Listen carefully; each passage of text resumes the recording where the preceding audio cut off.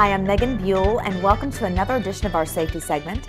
Today I am with Rick Shipkowski. He is the Assistant Commissioner of the Office of Homeland Security. Assistant Commissioner, welcome. Thank you very much for being here.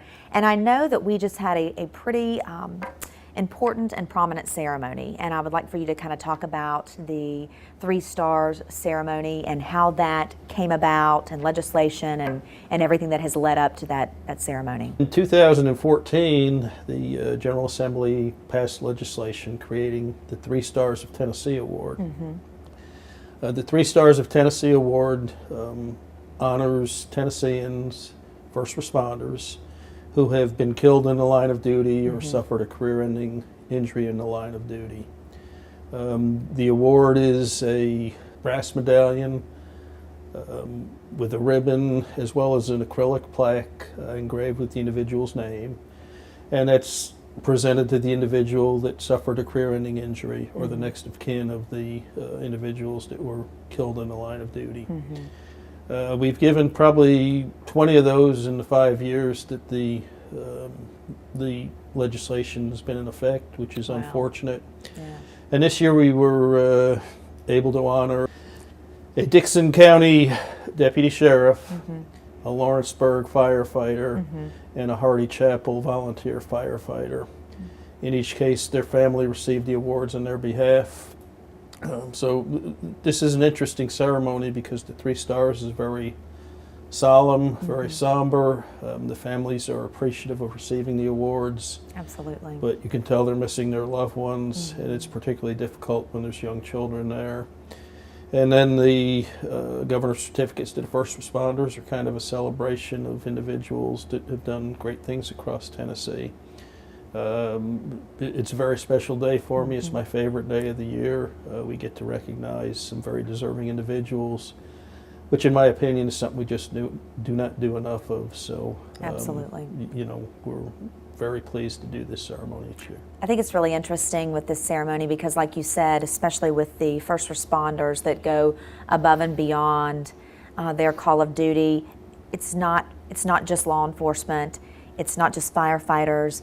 It's EMS, it's the dispatcher, and I thought, you know, people don't realize how many people are involved in, of course, making sure that our citizens are safe. It starts with the dispatcher, and then it moves beyond. And I saw that there were a few dispatchers that received those awards as well.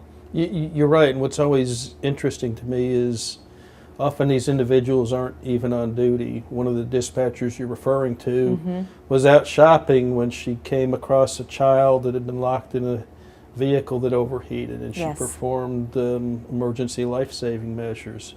One of the troopers we honored had been called to a scene where somebody was improperly doing CPR.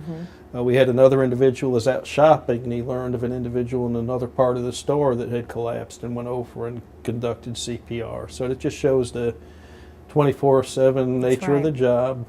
These first responders are always on duty, and they never know when their services are going to be needed.